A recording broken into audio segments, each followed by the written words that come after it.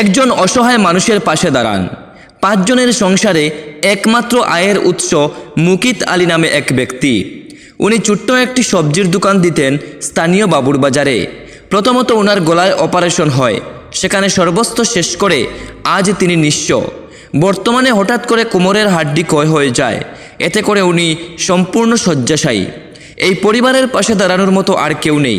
ছোট্ট ছোট্ট সন্তান নিয়ে সোশ্যাল মিডিয়ায় মানুষের কাছে হাত পাচ্ছেন।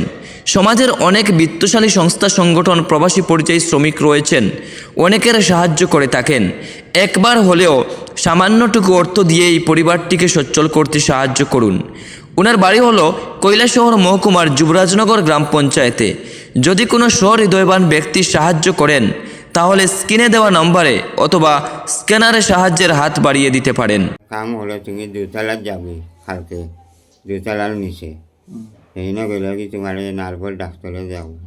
সে পরের দিন আইলাম দুতলা, আমার পরেও ডাক্তার আইলাম। আচ্ছা, এখানে কৈলাসর মানে চিকিৎসাটা এই চিকিৎসাটা কৈলাসর লাগছিল, এরপরে বাইরে গেছিলেন না কোন সময়? হ্যাঁ, এরপরে গেছি বাইরে, ট্রেনে রয়েছি 4-5 দিন। বাইরে কোন জায়গায় গেছো? আচ্ছা হইয়ার আমি। আচ্ছা, বাইরে কোন জায়গায় গেছো? শিলচর। শিলচর যাওয়ার বাদে ডাক্তারে কি কইছে? ওইনে যাওয়ার পরে তো ডাক্তারে আমি কইছি আমার অসুবিধা হয়ে জায়গা। তো ডাক্তারে আমার পাওয়াটা আছিল একটু বেন, তা সোজা করতে করিয়া তো ঔষধ লাগছে। ডাক্তারও রোগ ধরিয়েছে পয়লা, মনে হচ্ছে মানে নার্ভের প্রবলেম আছে।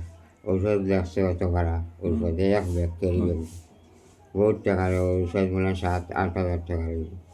দেখার পরে ওখানে তো ঔষধও গিয়া তারা লইছে, লওয়ার পরে এখন কইছে ও এক্সরে করা লাগবে, 2টা এক্সরে করা লাগবে, বুকুতে একটা আর কোমরে একটা।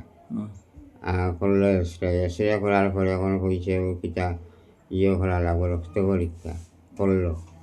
এরপরে ও পিতা আরো গোটা কাটা লাগবে। আচ্ছা, সব পরীক্ষা করছে, সব পরীক্ষা করার পরে কি হইছে? পরে ওখানে তো ডাক্তারের দেখতে রিপোর্ট আইছে সব কি। আমার ঘরে দেখতে এমনি রিপোর্ট দেখতে তো হয়েছে এটা তো হয়েছে না, এটা তো আসল খাম তো ঘটে গেছে, ওটা হাড্ডিটা জোড়া ছুটে গেছে।